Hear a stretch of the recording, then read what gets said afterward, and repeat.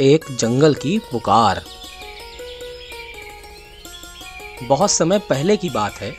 भारत के मध्य भाग में एक बहुत बड़ा और घना जंगल था जिसका नाम था हरितवन। यहाँ हरियाली की चादर बिछी रहती थी। नदियाँ कलकल करती बहती थीं और पेड़ पौधों की महक से वातावरण सदा ताजगी से भरा रहता था। इस जंगल में शेर सिंह राजा था जो बुद्धिमान और न्यायप्रिय था। उसके दरबार में हर प्राणी, हाथी, हिरण, बंदर, मोर, भालू सब सुख से रहते थे। पानी की कमी नहीं थी, खाना पर्याप्त था और सबसे बड़ी बात, सबको रहने की आज़ादी थी। हर सुबह सूरज की पहली किरणों के साथ मोर नाचते, बंदर झूलते और पक्षियों की चहचहाहट से पूरा जंगल गूंज उठता। यह एक संजीव स्वर्ग था।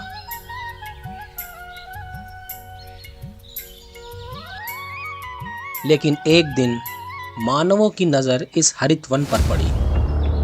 शहरों में बढ़ती आबादी और व्यापारिक मुनाफे की चाहत ने उन्हें इस अनछुए जंगल तक खींच लाया।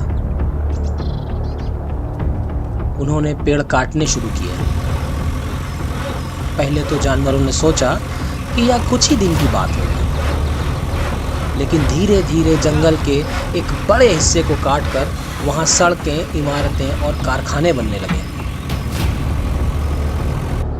अब शेर सिंहराज चिंतित था। उसने जंगल की आपात सभा बुलाई। अगर ऐसे ही चलता रहा तो हमारे घर खत्म हो जाएंगे, सिंहराज ने कहा। हाथी गजानन बोला, मुझे अब पानी के लिए मीलों चलना पड़ता है। भालू भोलू ने कहा, शहद का तो नामो निशान ही मिट गया है। हिरणी चंपा ने आंसू भरी आंखों से कहा, मेरे बच्चे अब हर वक्त डरते हैं। कभी कोई पेड़ गिरता है, कभी मशीनों की आवाज आती है।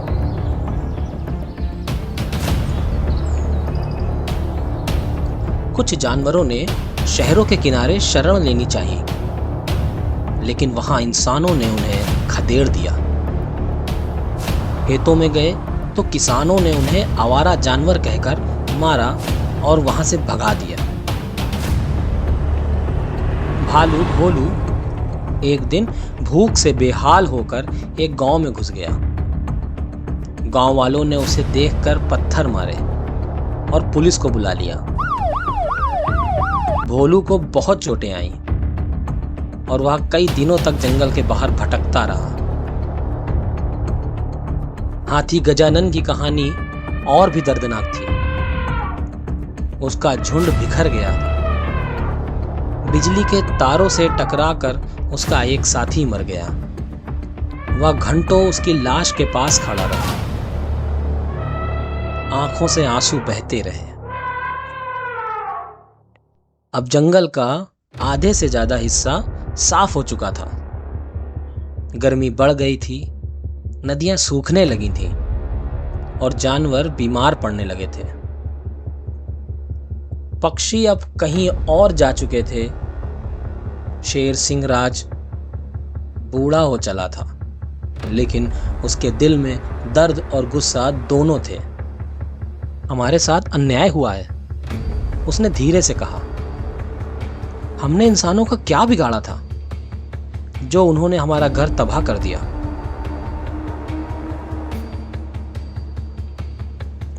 तभी एक नन्हा बच्चा, एक इंसान जंगल के किनारे आया।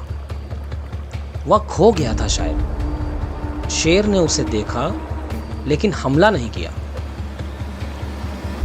हिरणी चंपा ने उसे पानी पिलाया, बंदरों ने उसे छाया में बैठाया। वह बच्चा मुस्कुराया। पहली बार इंसान और जानवरों के बीच प्यार दिखाई दिया। उस बच्चे का नाम आरव था। उसके माता पिता ने जब देखा कि जंगल में उसके बेटे की जान जानवरों ने बचाई तो उन्होंने इस अनुभव को सबके साथ बांटा। अब लोगों को महसूस होने लगा था कि यह जानवरों के साथ गलत हो रहा है। अगर हमें आज़ादी है अपने घर में सुख चैन से रहने की, तो उन्हें क्यों नहीं? छोटे बच्चे, बड़े, बूढ़े लोग सब अपने हाथ में पोस्टर लिए एक अनशन पर बैठ गए। उन पोस्टर्स में लिखा था, जंगल नहीं तो जीवन नहीं, जानवर में भी जान होती है, हरित वन बचाओ। इस तरीके के तमाम पोस्टर्स लेके लोग बैठे थे। समाचारों में यह बात फैल गई, ब्रेकिंग न्यूज़ बन गई कि जंगल के जानवरों ने इंसानी बच्चे की जान बचाई। यह खबर जैसे ही जंगल विभाग, पर्यावरण संगठनों और सरकार तक पहुंची, वे जागरूक हुए। उन्हें भी कुछ समझ आया। अब हरित वन को संरक्षित क्षेत्र घोषित कर दिया गया। पेड़ लगाने के अभियान शुरू हुए। गांव वालों को समझाया गया कि जानवर दुश्मन नहीं है। धीरे धीरे जंगल फिर से हरा होने लगा। नए पेड़ उगने लगे। जानवरों को फिर से भोजन और पानी मिलने लगा। गजानन अब एक नए झुंड का मुखिया बन चुका था। भालू भोलू ने अपने लिए शहद का ठिकाना खोज लिया था। हिरणी चंपा के बच्चे अब डरते नहीं थे, बल्कि नए जंगल में खेलते थे। और सिंहराज, वो अब भी राजा था, लेकिन पहले से अधिक अनुभवी और संवेदनशील।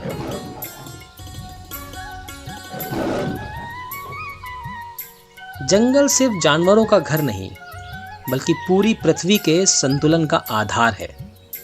जब हम पेड़ काटते हैं तो सिर्फ लकड़ी नहीं, बल्कि जीवन की सांसें काटते हैं।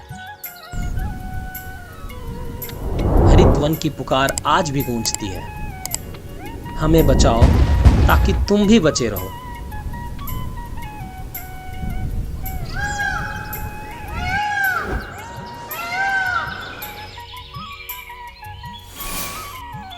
अगर मेरी कहानी आप सबको अच्छी लगे, आपके दिल को छू जाए या कुछ सिखाए, तो सब्सक्राइब करना ना भूलें। आपका एक सब्सक्राइब मुझे बहुत खुशी देगा। और कमेंट में ये ज़रूर बताएं कि किस टॉपिक पे कहानी चाहिए। मैं कोशिश करूँगा इंशाल्लाह लिख सकूँ। शुक्रिया आप सबका।